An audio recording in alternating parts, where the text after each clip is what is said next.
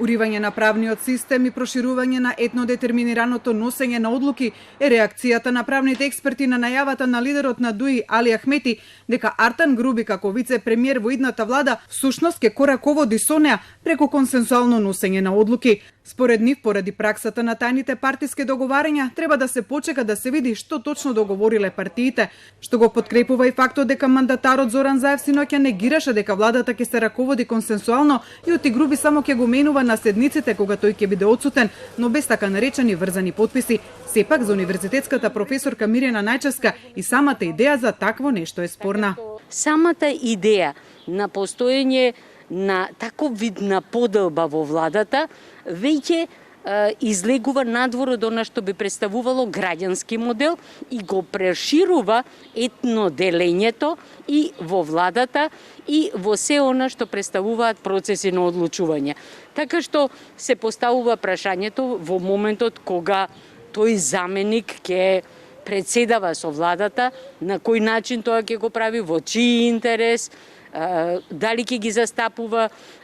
потребите и интересите на сите граѓани или само на една група граѓани. Според Најчевска, таков партиски договор за водење на владата би бил спротивно на законот и го руши правниот систем на државата, а уште полошо е што може да го блокира носењето на законите. Инаку законот предвидува одлуките на владата да се носат со мнозинство гласови, а доколку има изброј на гласови, решавачки е гласот на премиерот. Функција која што може да го блокира процесот на донесување на закони, посебно доколку не е прецизирано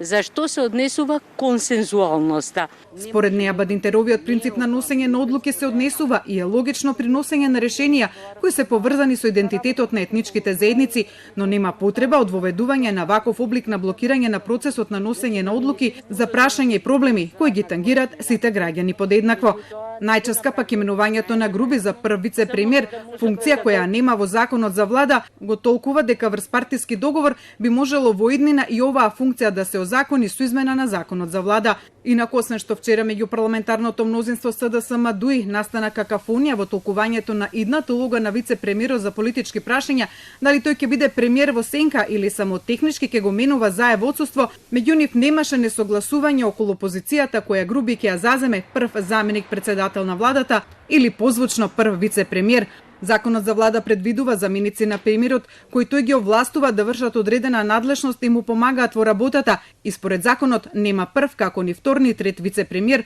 туку само оној кој председателот на владата ќе го назначи да го менува на владина седница.